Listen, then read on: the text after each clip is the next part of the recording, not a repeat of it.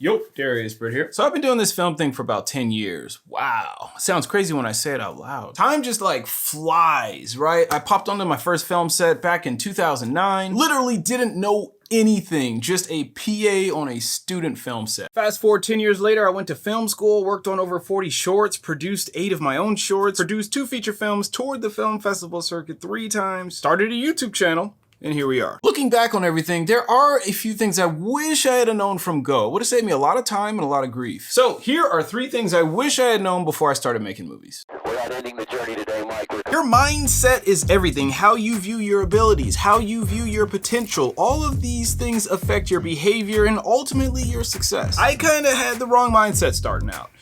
Let's unpack. I planned on my first film being a huge critical and financial success, you know, having that Cinderella story just like everybody else. Get into Sundance, make a big sale, be that next like big voice in Hollywood. I wanted to prove that I had what it takes to be successful, but that didn't quite pan out the way I planned. It doesn't happen that way for 99% of filmmakers. Alfred Hitchcock didn't have mass success until after he had done like, what, 10 films? It was much later in his career. It's just not fair or reasonable to put that kind of pressure on your first movie, especially seeing as you have so much to learn. I was approaching this all wrong. I had a fixed mindset going into it. And a fixed mindset basically says your intelligence, your creativity, your skills and abilities, they're all predetermined. They're kind of like written in stone. You're either born with raw talent or you're not. You can't change anything. If you're successful, it proves that you always had the talent. And if you are not successful, it proves that you didn't. It's an all or nothing way of looking at things. Will I win or lose? Will I succeed or will I fail? It's very binary. And I was stuck in this fixed mindset for years, trying to make everything perfect.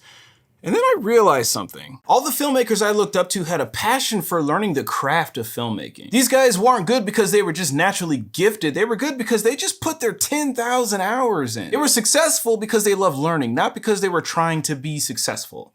They had a growth mindset. The growth mindset says that whatever qualities and talents you have, they are just the starting point in your development. You can cultivate new skills and abilities through practice and experience. Anyone can be anything with training and education. It's about unlocking your true potential over time. Having a fixed mindset creates a hunger for approval. Having a growth mindset creates a hunger for learning. I get it. So if I want to be successful, I can't chase success. I have to chase self-improvement. And then success will find me. I gotta be hungry for new skills. I gotta be hungry for knowledge. I gotta be hungry for learning. I just have to put those 10,000 hours in.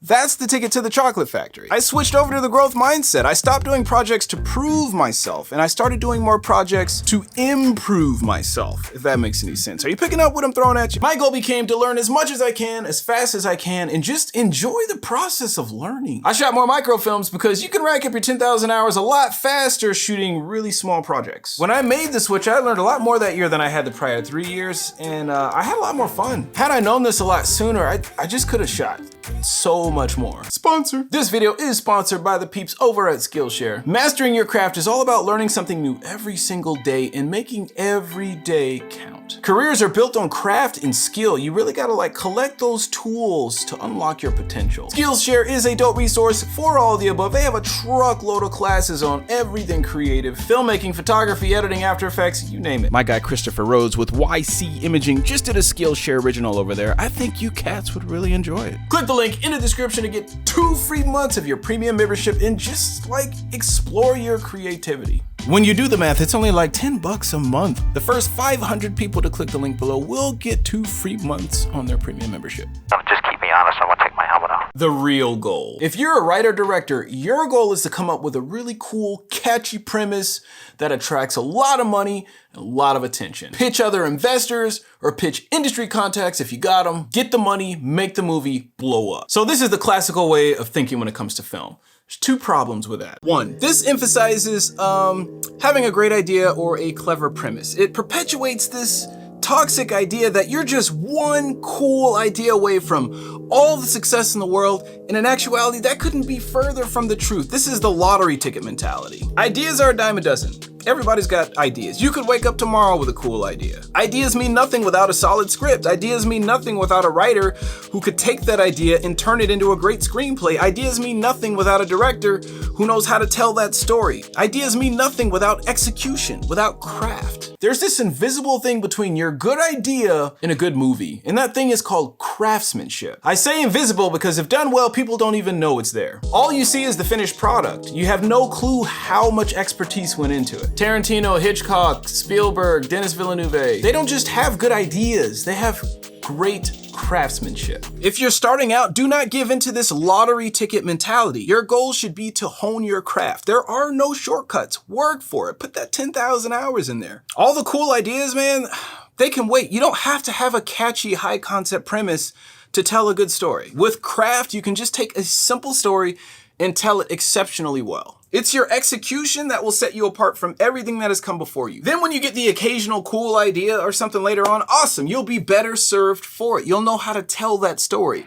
But the cool idea is just the cherry on the top. It's your craftsmanship that's gonna make that story stand out. Here's the good news. You can build your craft on small, cheap, inexpensive projects. You can build your craft shooting microfilms. It's just about collecting those 10,000 hours, putting in the work, and studying other films. The second problem with that line of thinking, it's kinda hard to convince financiers to give you money with no track record. They wanna see that you know what you're doing first. Again, making movies is about more than just having cool ideas. There's a whole craft behind it. You're probably gonna have to self-finance your first few projects. I mean, we're talking about small budgets here. If you know your craft, you can shoot it so well that nobody would know that your budget was handshakes and hot dogs. If you learn how to make 10 cents look like $1, you will never go out of business. The cool ideas and the big budgets, those are just like the cherry on top. If you can wrap your head around this concept, not that it's like abstract or anything, but if you can just kind of like really get behind it, you'll be focused on the right things starting out, and I think you'll have a lot more success. Embrace failure. One thing's for certain, you will fail. You will fail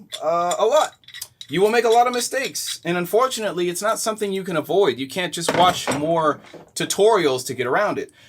It's gonna happen. The trick is to make inexpensive failures. Inexpensive in terms of time and money. You wanna burn through all your big mistakes on small, cheap projects like microfilms. This way you have like a safe little sandbox, you know, to make mistakes and play and fall on your face while nobody's watching. For example, you just got a new camera, shoot some B-roll with it. Shoot a small scene with a couple of friends, shoot a vlog. Fumble around like through the settings, do camera tests. Odds are you're gonna run into a few problems, and that's the point. Now is the time to figure all that stuff out. Not when you're on set. The more mistakes you make, the better. It means you're doing something. If you're not failing, you're not trying. I mean, there's really nothing you can do on this level that's gonna hurt you. It's not like you're gonna ruin your film career. What can you practice by yourself to expedite your learning? Could you be shooting 1,000 photos in the park, working on your composition? There's always something you could be doing to improve yourself.